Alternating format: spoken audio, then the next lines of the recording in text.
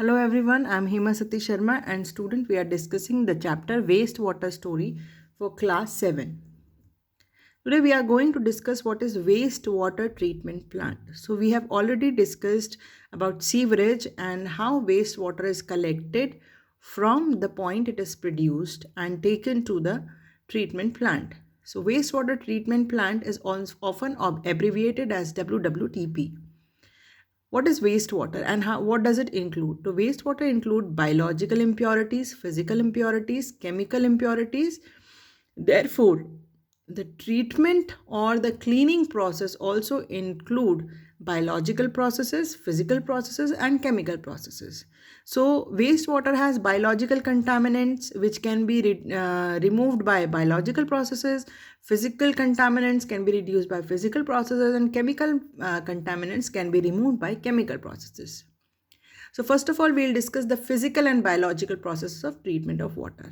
First of all, separation of large objects from sewage of water. So these large objects are basically physical contaminants. So the process involved will be physical process. So the wastewater is first passed through bar screens which remove big object from the water like plastic bottles, napkin, racks, cans and sticks. So these plastic bottles, napkins, racks, cans, sticks are basically large objects or physical contaminants. So here you can see how bar screens look like. Now next step is separation of sand and dirt. So sand and dirt is also physical contaminants. So the process is physical process. So the wastewater is then sent to a grit and sand removal tank. The speed of water is decreased at this step. So we know that from our previous learning that if dirty water which contains sand, dirt and mud, if we keep the water still, what will happen? The sand, dirt and soil will settle down. So here the speed of water is decreased so that sand, dirt, pebbles, etc. can settle down. So now what can happen? The settled down the solids can be removed and the upper water can further be sent for the further cleaning. Removal of solid is also a physical process. Now the water cycles in a tank. The upper water which goes to a tank which is called clarifier, which is sloped in the center. So in the center that clarified tank is sloped. This lets the solid like feces to settle at the bottom. This is called sludge.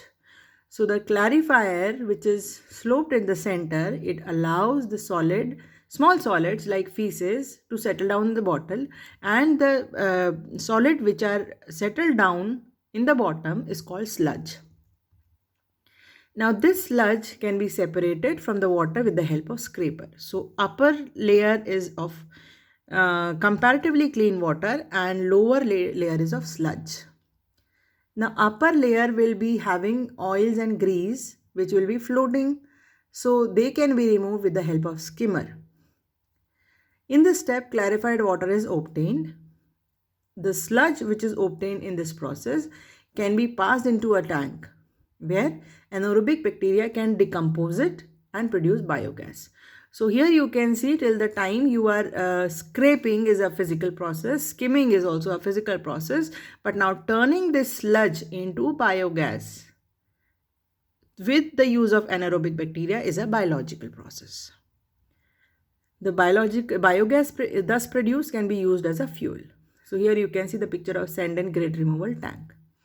Now next is suspended sludge removal. So the clarified water which was obtained in the third step is required to be cleaned further.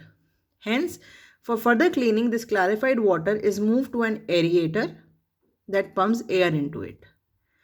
The provision of aerator or the provision of air in the water allows the aerobic bacteria, that means the bacteria which require oxygen for the respiration, to grow in this water.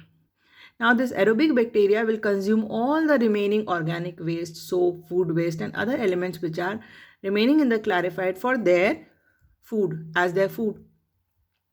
So this water is purified by those aerobic bacteria and is allowed to settle for several hours. and then these waste materials settle down in the tank, which is called activated sludge. So clarified water, after incorporating the air and the action of aerobic bacteria, it is allowed to it is kept still, and the waste is now allowed to settle. The waste is called activated sludge, and the water is removed from the top, and with the help of the sludge is then dried, and that sludge can be used as a manure. The treated water contains now contains fewer amounts of impurities and suspended matter. Now this water is safe to dump into or discharge into water body or under the ground. But it requires nature further cleans it up. Okay, this is a picture of aerator. Now we'll come to chemical treatment of wastewater. Now at this step, this water was ready to be discharged into water bodies, but what if we want it to be used as a household water? So sometimes these harmful chemicals can be present in the water even after treating them physically and biologically. So these chemicals are therefore removed by using disinfectants such as chlorine and ozone. You must have smelled the smell of chlorine while you go for swimming in swimming pools. So why that chlorine is put into the swimming pool? Because for the cleaning of killing of germs. So often chlorine gas and ozone gas is introduced in this water, which purifies it chemically. This is how the wastewater is collected and treated through various steps in the wastewater treatment plant. Now in our next lecture, we will be discussing the better housekeeping practices and how can we become an active citizen. Thank you.